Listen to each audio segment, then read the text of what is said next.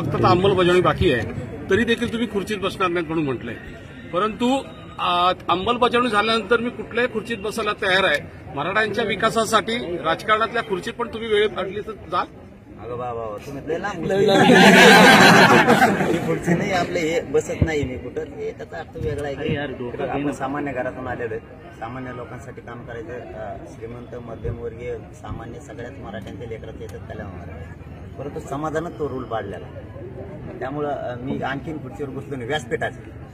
आता नंतर एकदा अंमलबजावणी समाजाला पूर्ण दिल्याच्या नंतर ही आमची सामाजिक खुर्ची, ती नको दादा आम्हाला. मराठा समाजाचं आरक्षणाची अंमलबजावणी आणि आपलं शरीर हे दोन्हीचा ताळमेळ आपण राखावा असं मराठा समाजाची मागणी काय सांगाल?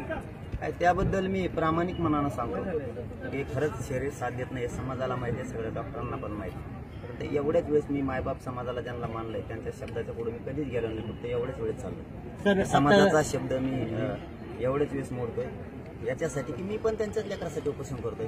पण मला असं वाटतं ही अंमलबजावणी झाली तर करोडो लेकरांचं कल्याण होणार आहे, म्हणून शब्द ऐकत नाही. याचा अर्थ असा की त्यांच्या शब्दाच्या पुढे जातोय असं नाहीये, परंतु त्यांच्याच लेकरासाठी त्यांचा शब्द ऐकत नाही की जो शब्द आहे की तुम्ही आमरण उपोषण करू नये.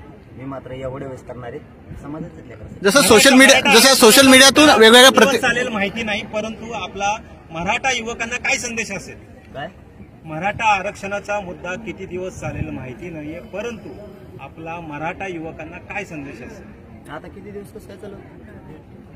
57 लाख नोंदी सापडल्यात. परिवाराला जरी 5-5 बी दिले 100 सापडायला लागले एका नोंदीवर. मराठा युवकांना काय हो संदेश? तेच सांगायलो ना. जर 5-5 मिळाले तरी 2 करोड मराठी आरक्षणात गेले. सगळ्या सोयऱ्यांचा कायद्याच्या आधी सूचना निघाली राजपत्रित, त्याची आता कायद्यात रूपांतर होणारे, अंमलबजावणी होणार आहे. त्यामुळे आरक्षणाचा विषय संपणार आहे. फक्त मराठा बांधवांना एकच संदेश आहे, लेकरांना आता मराठ्यांच्या आता शिकून मोठे व्हा, अधिकारी बना, आम्हाला तुम्हाला त्या आरक्षणातून. आता काही सरकारी नोकऱ्या वगैरे यांच्या जाहिराती सुटलेल्या आहेत, मग आता त्याचा लाभ मराठी तरुणांना, सुशिक्षित तरुणांना मिळणार नाही. मग त्याच्यासाठी काय आपण पावले उचलू? मी सांगितलेलं आहे पाठीमागच्या 1 महिन्यापूर्वी सरकारला की जोपर्यंत मराठ्यांना आरक्षण मिळत नाही तोपर्यंत कुठली भरती करू नका. जर केली तर जागा रिक्त ठेवा, कारण दुसऱ्याच्याही लेकराचं आमचे वाटोळ करायची इच्छा नाही. तर त्यांनी हो शब्द दिलेला आहे, बघूयात काय करते ते. नसतं 10 तारखेला बसलेलो बरोबर. सोशल मीडियातून तुमच्या विरुद्ध असं लिखाण लिहिलं जातं, हे नेमकी कोण करतंय? जसं तुम्ही म्हटलं भाषणामध्ये अनेक लोकांची मला फोन येत आहे, मंत्र्यांची फोन. नेमकी ती लोक कोण आहेत?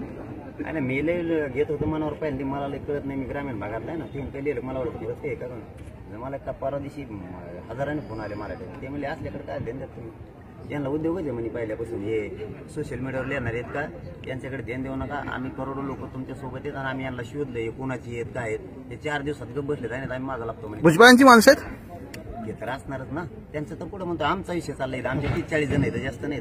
करोडो एकीकडे, 30-40 जण एकीकडे. ते बी आता म्हणायला लागलेत काय मिळालं नाही, कारण त्यांना काही सुपारी दिली असेल. ते बी आता माझी त्यांना पण विनंती, एक त्यांचाच बांधव म्हणून, की तुम्ही समाज खूप वर्षानंतर एकत्र झाले, खूप कालावधीनंतर एकत्र झालेला आहे. उगाच विनाकारण गैरसमज पसरू नका. जरी काही कोणाकडून चुकलं असेल किंवा तुम्हाला कोणी विचारलं नसेल, तुमचं पेपर राटीवेल नाव आला असेल तर नका येऊ देऊ. परंतु समाजासाठी गैरसमज पसरू नका. एक ताकदीनं आपण सगळेजण लढू. जरा डोक्यातून काढून टाका आणि समाज म्हणून एकत्र लढा. पहिल्यांदाच मराठा समाज एवढा मोठा